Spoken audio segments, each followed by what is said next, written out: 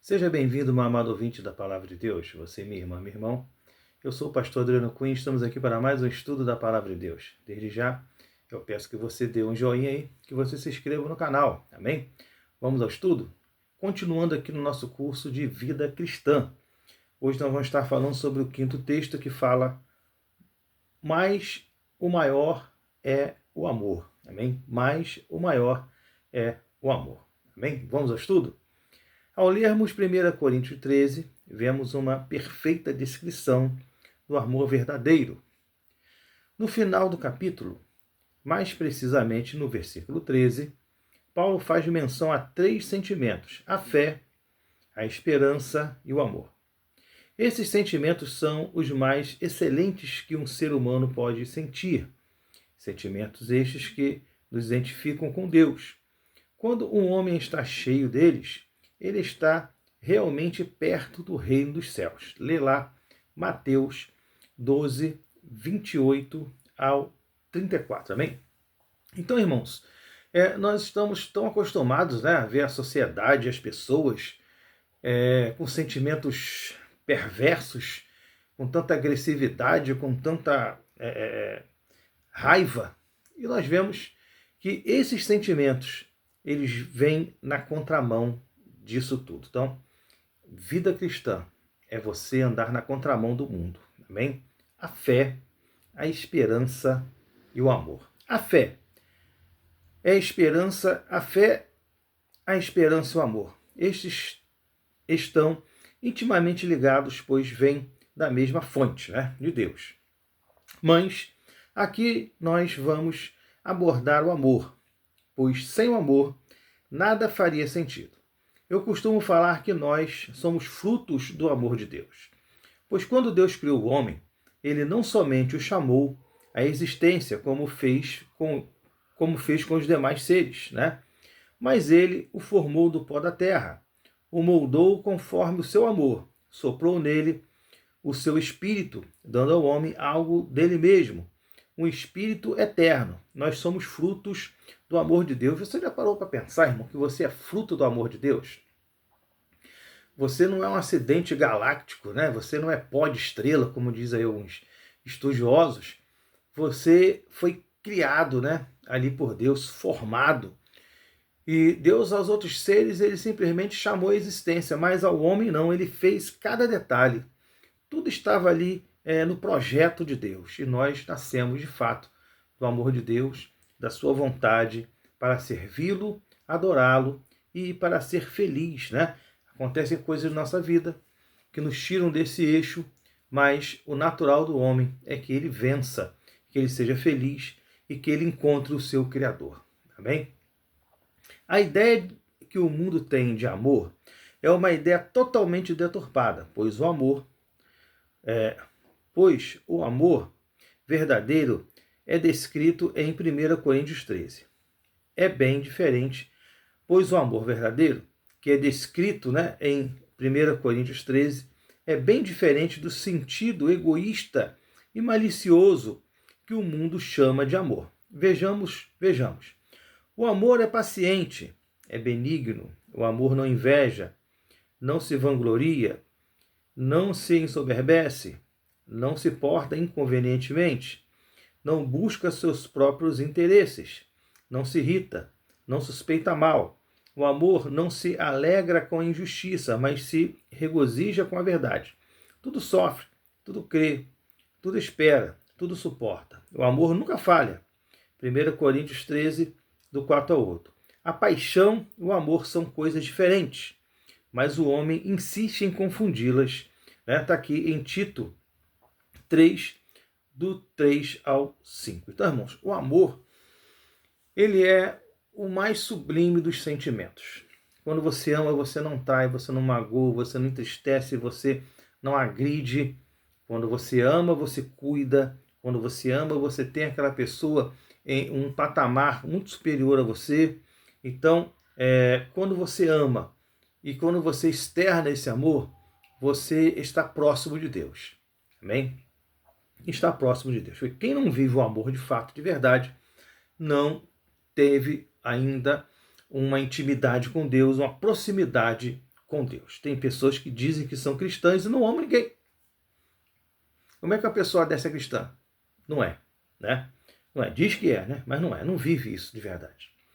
Uma pessoa que quer viver uma vida reta diante de Deus deve viver o amor verdadeiro e vindo de Deus, né? O amor ágape. Pois tudo aquilo que nós não fazemos por amor na obra de Deus verdadeiramente não vale a pena. O que tem te movido, o que tem te motivado a fazer a obra de Deus?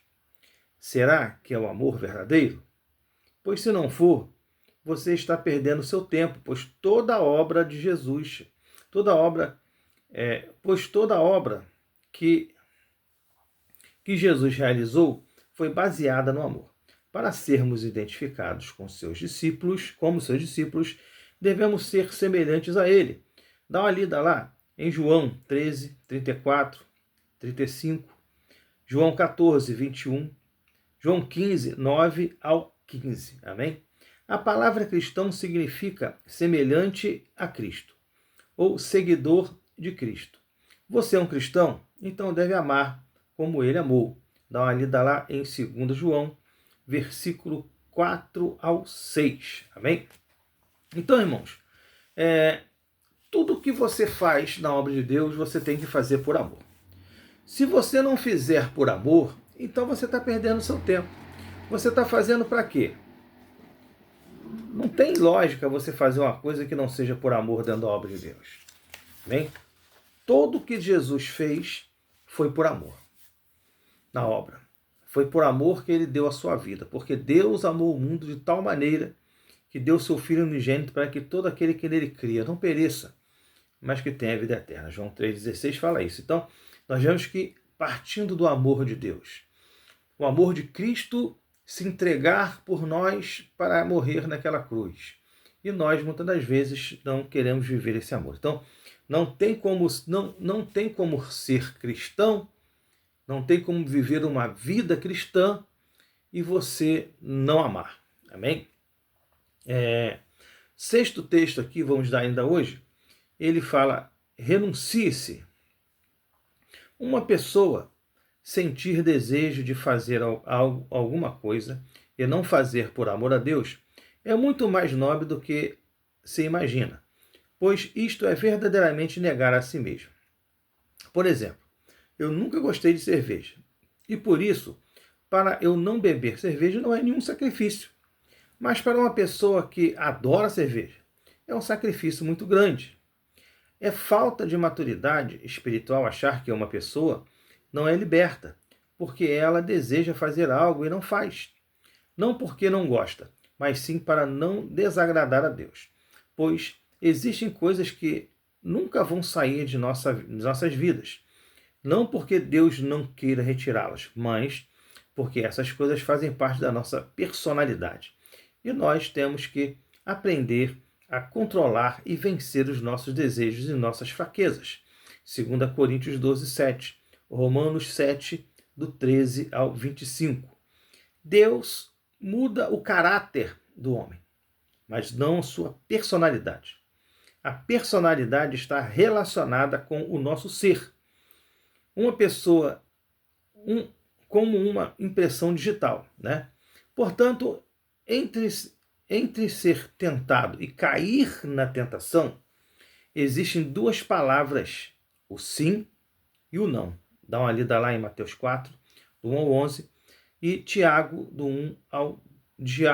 1, versículo 12. Então, irmãos, tem gente que acha que ser tentado, ou ter desejo de realizar alguma coisa, vontade de fazer alguma coisa, já é o pecado, e não é o pecado. O pecado ele é o fato realizado. Mas não, você pode pecar na sua mente. Beleza, mas você não concretizou isso na sua mente.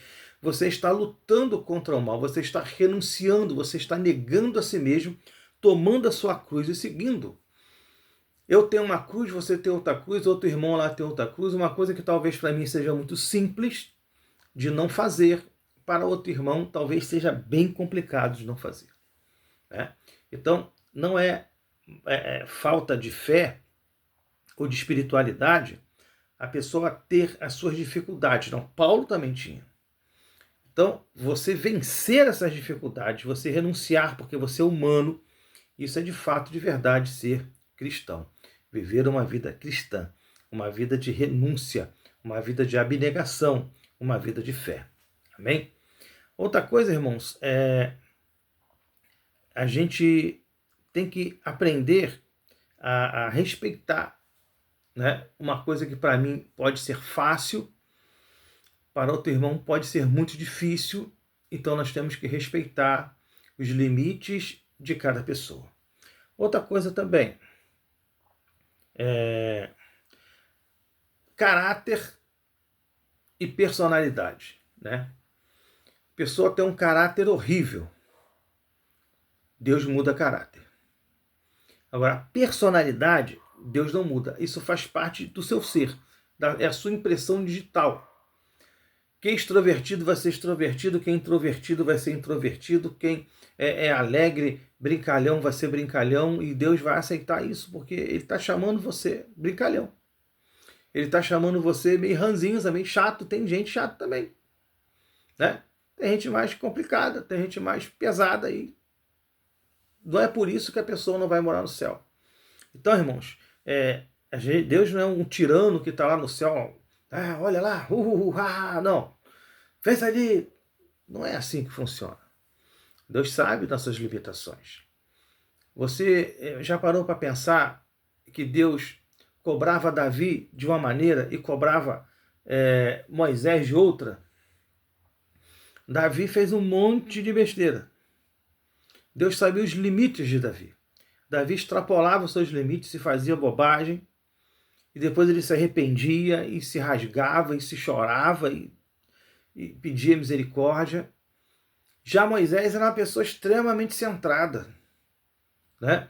Por um errinho, Deus não permitiu que ele entrasse na Terra Prometida. Por um errinho lá, ali batendo na rocha, né? Todo mundo sabe dessa passagem. Ele não entrou na Terra Prometida. Então, irmãos, se fosse Davi, Deus tinha permitido, porque Deus sabia que aquilo ali para Davi tinha os seus limites, tinha suas dificuldades, era forte em algo e nas outras era bem fraco, né? E Deus respeita isso, Deus te ajuda, Deus está ali contigo, no seu sofrimento, na sua dor, né? Nas suas lutas, nas suas dificuldades. Então, Deus nunca vai cobrar um homem como Moisés, como ele cobrou Davi, nem cobraria Davi como ele cobrou um homem como Moisés, com aquele caráter, aquela dignidade, aquela postura extraordinária. E Davi, já com a sua dificuldade, Deus chamou Davi para ser um guerreiro, e toda vez que ele estava em combate, ou ele estava envolvido no crescimento geográfico de Israel, ele não caía. Mas quando ele estava em paz, quieto, fazendo aquilo que Deus não chamou ele para fazer, ele caía. E difícil da gente, foi difícil dele viver com isso, e ele teve suas dificuldades. Nós vemos isso nos Salmos, muitas das vezes ele se rasgando, pedindo misericórdia, pedindo graça, e nós vemos que Davi teve suas dificuldades. Já Moisés, aquele homem íntegro, forte, centrado, né?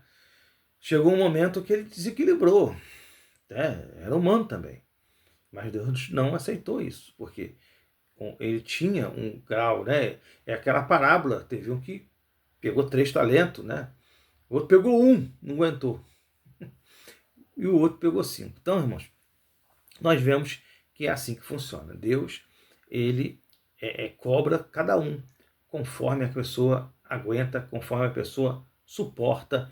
Deus não é um tirano que está ali para torcer pela queda de ninguém. Pelo contrário, Deus está ali para nos sustentar, nos dar graça e nos ajudar. Lógico, claro, evidente, pecado é pecado. Com o pecado não se flerta, com o pecado não se brinca. Pecado é pecado e a gente foge do pecado, né? Você foge do pecado. A gente tem que fugir da aparência do mal. Que se você se andar com o pecado, você cai. Acontecia isso com Davi. Se você se andar com o pecado, você cai. Por quê? Porque o pecado, ele é sedutor, né? Você imagina ali José no Egito, né? Escravizado, teve uma oportunidade dentro da casa do Senhor ali, e a mulher do Senhor também devia ser muito bonita, ele dando em cima dele, aquele negócio todo, e ele fugindo dela. Se ele senta na cama ali para conversar com ela, não, vamos sentar, irmão, sentado para deitado é um pulo. Então ele fugiu. A gente foge da aparência do mal, a gente foge do pecado, a gente se desvia do mal, né? A gente sai fora. Você tem seus limites, ali está a sua brecha, foge, não encara, foge da aparência do mal. Amém? Todos nós sabemos as nossas dificuldades, as nossas brechas, as nossas falhas, onde nós somos fracos. E nós temos que ter um respeito por nós mesmos e fugir quando acontece esse tipo de coisa. Talvez você já tenha sofrido muito por sentir vontades ilícitas, pois isso entristece a quem ama Deus. Mas você cede a essas vontades? Se você mesmo atormentado tem dito não, então você tem vencido.